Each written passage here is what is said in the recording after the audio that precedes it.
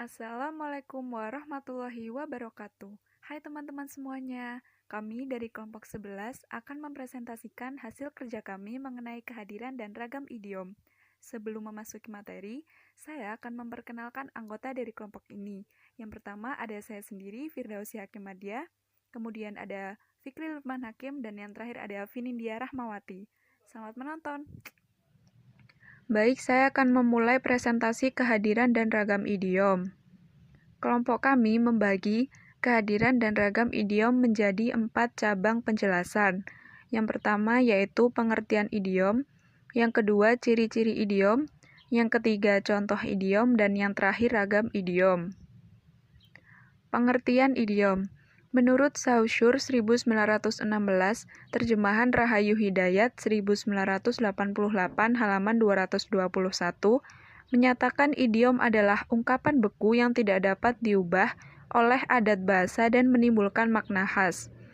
Secara umum, idiom adalah bentuk ujaran yang maknanya sudah menyatu dan tidak dapat ditafsirkan dari makna-makna unsur pembentuknya, baik secara leksikal maupun secara gramatikal. Yang kedua yaitu ciri-ciri konstruksi idiom. Terdapat 3. Yang pertama, tidak dapat disisipi oleh konstituen lain dan tidak dapat diubah posisinya tanpa mengubah makna. Pada idiom tidak terdapat relasi sintakmatis antar konstituen yang merujuk pada makna referensial kata-katanya. Oleh karena itu, penambahan konstituen akan mengubah makna idiomatisnya. Yang kedua, ketakberterimaan apabila mengalami afiksasi, seperti contoh pada kata tinggi hati. Jika diberi afiksasi di menjadi di tinggi hati, maka kata tersebut tidak dapat diterima. Yang ketiga yaitu perangkat gramatikal idiom tidak dapat diubah. Perubahan gramatikal, baik bentuk lampau, tunggal, jamak, tidak dimiliki oleh idiom. Kemudian materi selanjutnya yaitu ragam idiom, dibagi menjadi 4 jenis. Yang pertama, berdasarkan konstruksi yang membentuknya menurut Krida Laksana dalam Imanuddin 2001, berdasarkan jenis unsur yang membentuknya, berdasarkan struktur yang membentuknya, dan berdasarkan kata yang terdapat dari kata yang membentuk. Saya akan menjelaskan idiom berdasarkan konstruksi yang membentuknya terlebih dahulu, dibagi menjadi 3, yaitu gabungan kata dengan preposisi, konstruksi dari unsur-unsur yang saling memilih, masing-masing anggota mempunyai makna yang ada hanya karena bersama yang lain.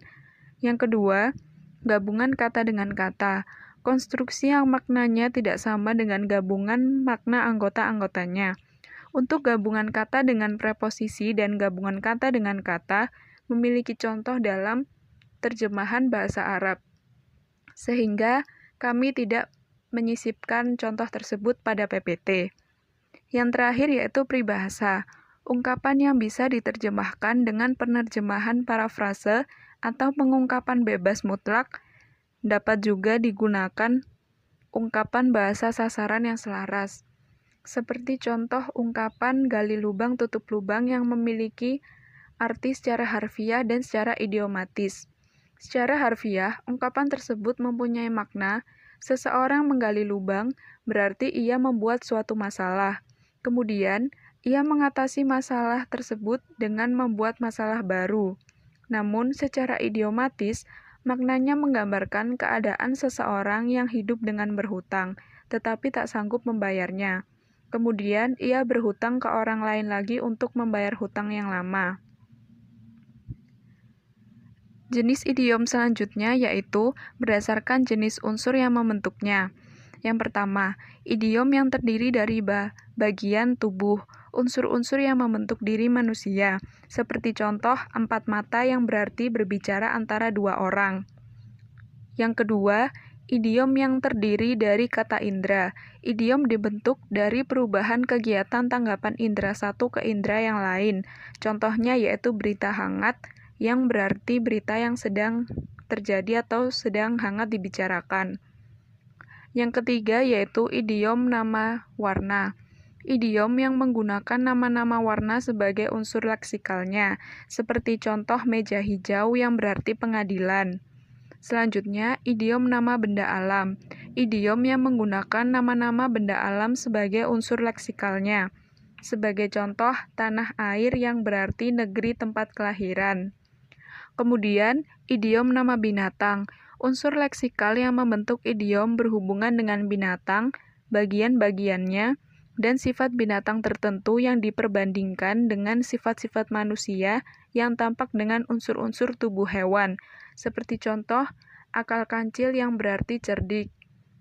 Dan yang terakhir, idiom nama atau bagian tumbuhan, menggunakan unsur leksikal yang dibentuk dari nama-nama tumbuhan maupun bagian dari tumbuhan, seperti contoh bunga desa. Materi selanjutnya disampaikan oleh teman saya. Baik, yang selanjutnya saya Finindya Rahmawati akan menjelaskan mengenai idiom berdasarkan kata yang terdapat dari kata yang membentuk. Di sini idiom tersebut dibagi menjadi dua, yaitu idiom sejati dan idiom sebagian. Idiom sejati merupakan ungkapan yang maknanya tidak tergambar dari unsur-unsur pembentuknya. Contohnya yaitu tangan kanan yang memiliki makna orang kepercayaan. Sedangkan idiom sebagian merupakan ungkapan yang maknanya masih tergambar dari salah satu unsur pembentuknya. Contohnya yaitu kabar burung yang memiliki makna kabar atau berita yang belum pasti kebenarannya. Selanjutnya mengenai idiom berdasarkan struktur yang membentuknya. Pada idiom tersebut terdapat bentuk dan makna idiom berupa kata kompleks yang dibagi menjadi dua bagian, yaitu afiksasi dan reduplikasi. Pada afiksasi, penganalisaan data dikelompokkan menjadi dua, yaitu yang pertama prefiks ditambah kata dasar dan yang kedua afiks gabung ditambah kata dasar. Pada prefiks ditambah kata dasar terdapat dua jenis prefiks yang jika digabungkan dengan kata dasar tertentu maknanya akan menyimpang dari kaidah yang dirumuskan secara umum. Prefiks tersebut adalah meng dan ter. Contohnya, meng ditambah kata dasar ekor yang menjadi mengekor dan memiliki makna memiliki sifat hanya menuruti pendapat orang tanpa mempunyai pendapat sendiri. Yang kedua yaitu afiks gabung ditambah kata dasar. Terdapat satu jenis afiks gabung yaitu berse yang jika digabungkan dengan kata dasar nomina akan menghasilkan verba dengan makna melakukan sesuatu dengan melibatkan dua belah pihak. Contohnya yaitu bersemuka yang memiliki makna melakukan sesuatu secara tatap muka yang dilakukan oleh dua pihak. Jenis yang selanjutnya yaitu reduplikasi, merupakan bentukan yang dilihat dari sudut pengulangan atau reduplikasi.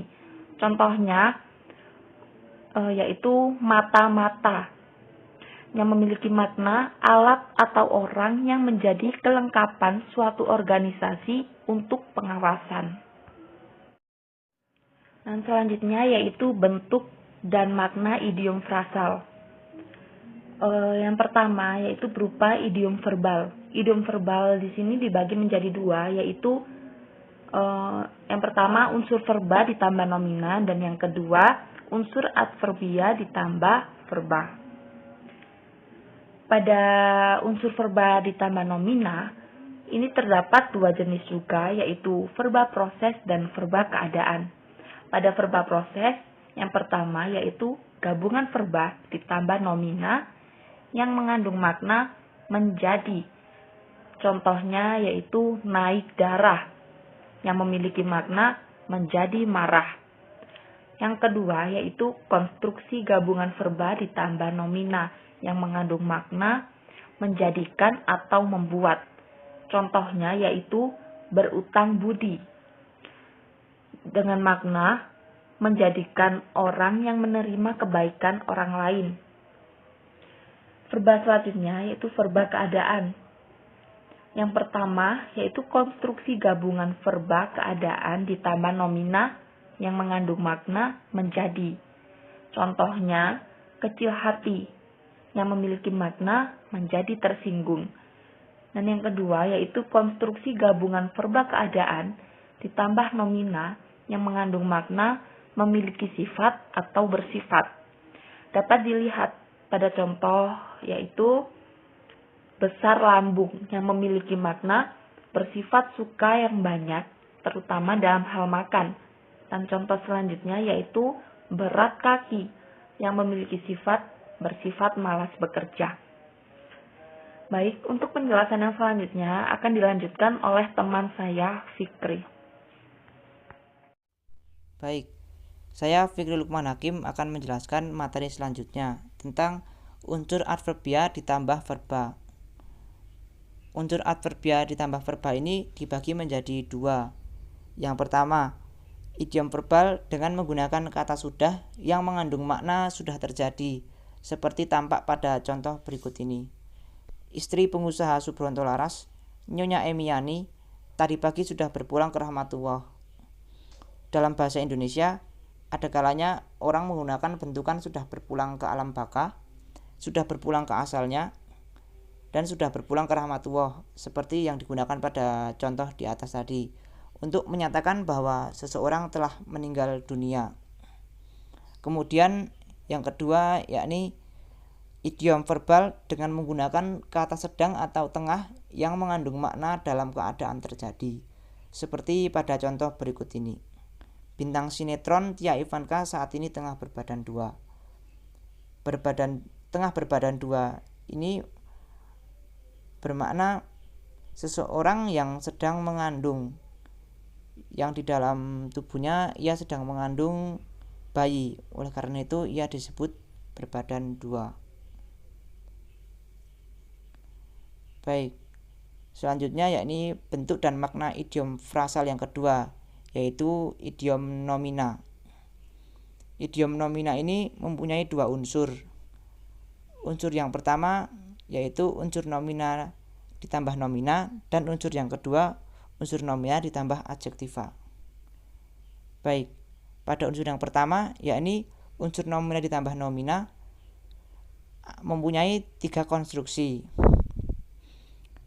Konstruksi yang pertama yaitu gabungan nomina ditambah nomina yang unsur keduanya mengkhususkan makna unsur pertama. Dapat dilihat pada contoh berikut ini. Kuda beban berarti orang yang memiliki sifat suka berusaha untuk orang lain. Pada konstruksi ini, gabungan nomina ditambah dengan nomina ini mengandung arti memiliki sifat, seperti tampak pada contoh berikut ini. Kemudian yang konstruksi yang kedua yaitu konstruksi gabungan nomina ditambah nomina yang menggeneralisasi. Dalam konstruksi gabungan itu kedua komponen atau unsur yang bergabung mempunyai makna yang mirip atau berkerabat, sehingga arti khusus kedua unsur itu hilang dan digantikan oleh arti umum, seperti tampak pada contoh berikut ini. Darah daging yang berarti anak kandung. Ya, kemudian konstruksi yang ketiga yaitu konstruksi gabungan nomina ditambah nomina yang unsur pertamanya menempatkan makna unsur kedua, seperti terlihat pada contoh berikut ini. Bunga tidur yang berarti mimpi atau hiasan dalam tidur. Baik, kemudian materi selanjutnya yakni unsur nomina ditambah adjektiva. Idiom nomina dengan konstruksi gabungan nomina ditambah adjektiva itu unsur keduanya mengkhususkan makna unsur pertama. Konstruksi gabungan seperti itu mengandung makna sesuatu, dalam hal ini orang atau benda, yang bersifat tidak positif, seperti tampak pada contoh di bawah ini. Kuda hitam berarti lawan yang sebelumnya tidak diperuntukkan untuk menang, yang pada akhirnya ia menjadi pemenang. Kemudian ini ada contoh dari idiom. Yang pertama, anak emas, yang berarti anak yang paling disayang. Kemudian cagar alam, yang berarti tempat perlindungan alam. Lalu darah daging, yang berarti anak kandung. Lalu buaya darat, yang berarti penggemar wanita. Kemudian panjang tangan, yang berarti suka mencuri. Dan keras kepala, yang berarti watak yang sangat keras. Makan garam, yang berarti banyak pengalaman. Dan yang terakhir yaitu ringan tangan, yang berarti suka menolong. Sekian presentasi dari kelompok kami. Apabila ada kesalahan, kami mohon maaf. Terima kasih. Wassalamualaikum warahmatullahi wabarakatuh.